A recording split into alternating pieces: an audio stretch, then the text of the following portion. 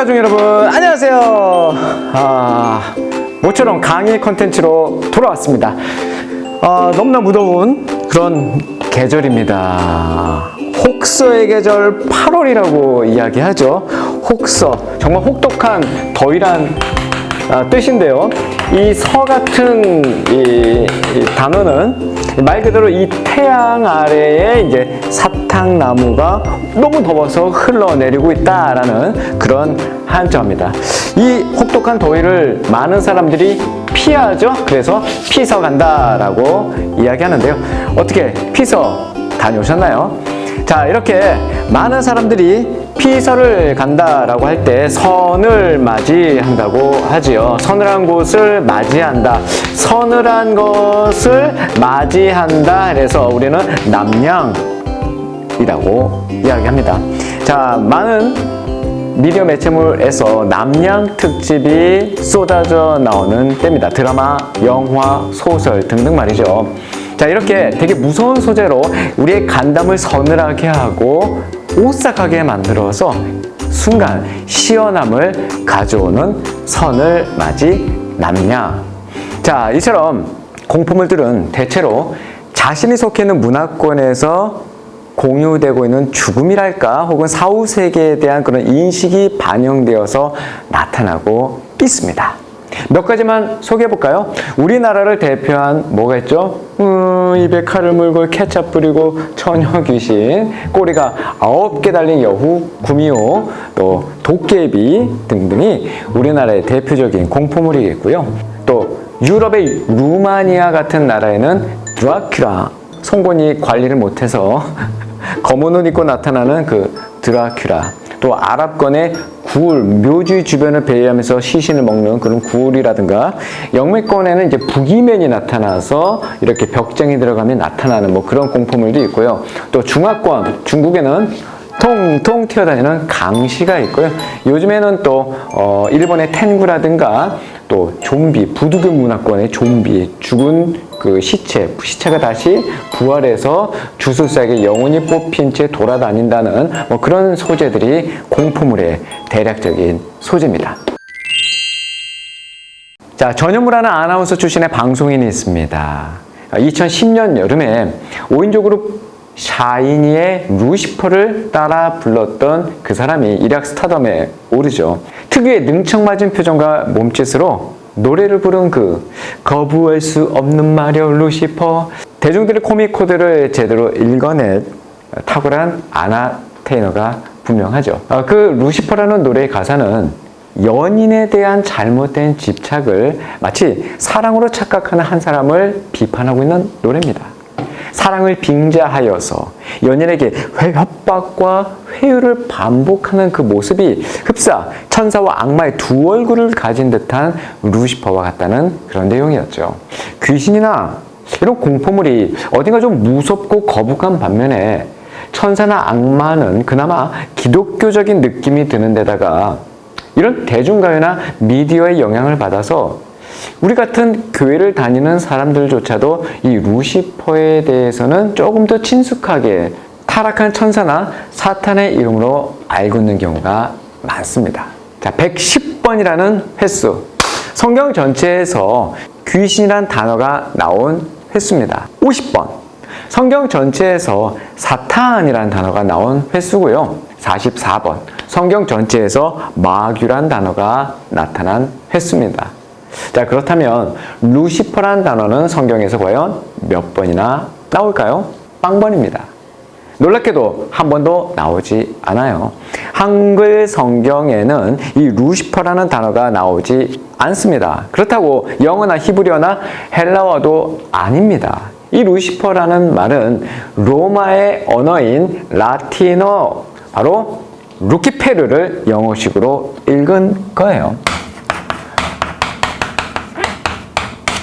루키페르는 초대교회 이후에 로마 교회의 중요성이 커져갈 무렵 루시퍼라는 단어가 이 라틴어 성경 이사야 14장 12절에 들어가게 됩니다.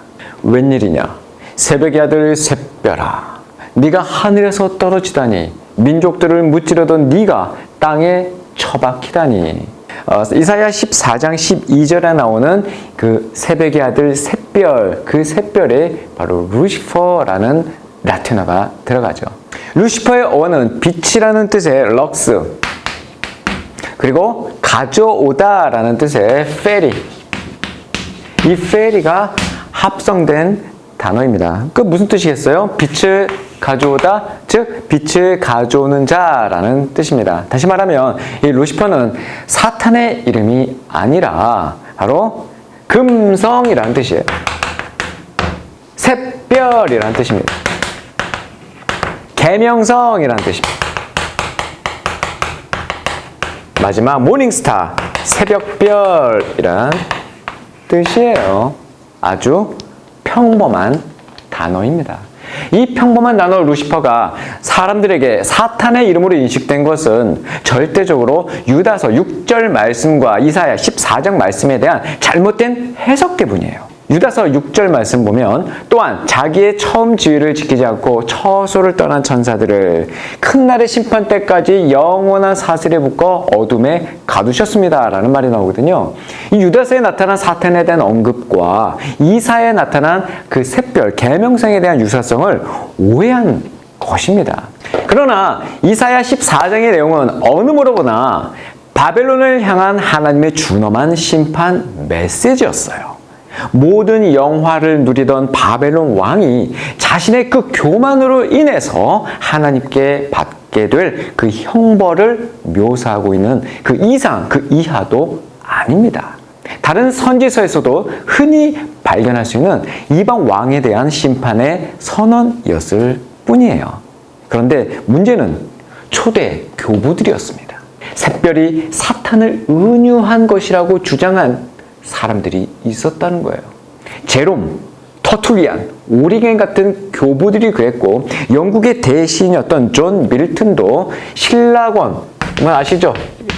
청소년 문학 필수 작품인데 이 신라권이라는 작품에서도 샛별을 사탄으로 지칭했어요. 그렇게 후대 사람들에게 고착되면서 이사야 14장의 바벨론 왕이 사탄을 나타내는 것으로 여겨지게 된 것이죠. 그래서 결국 루시퍼가 사탄의 이름인 것처럼 알려지게 된 것입니다.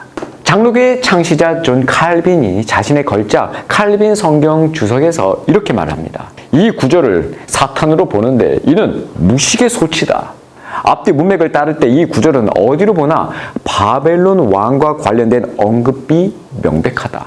성경 구절을 대수롭지 않게 읽거나 문맥에 무관심하다 보면 그런 실수를 흔히 범한다 라고 말이죠. 현대 성경 주석가들도 이 주장을 지지하고 있어요. 한마디로 초대 교부 몇 명의 그 근거 없는 해석 때문에 루시퍼가 사탄의 명칭이 된 이 어처구니 없는 상황. 더 놀라운 사실은 성경은 오히려 우리 주님 예수 그리스도를 샛별, 새벽별, 계명성이라고 지칭하고 있다는 사실입니다. 요한계시록 22장 16절 가볼까요?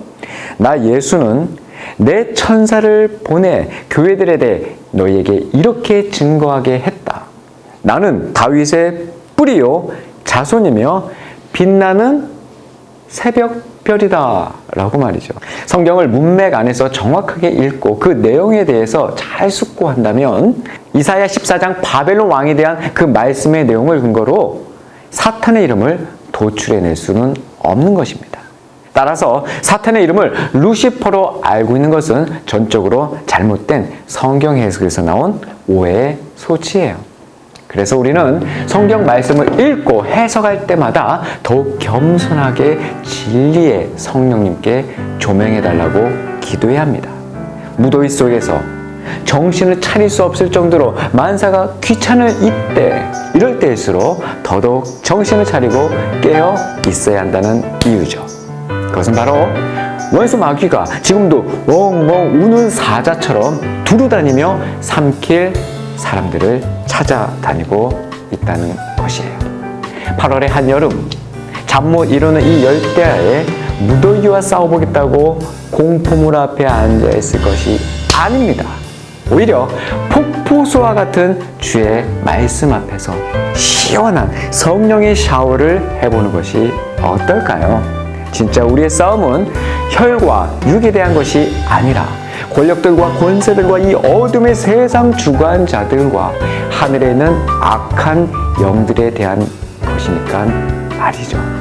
청신호 가족 여러분, 다음 시간에 봬요.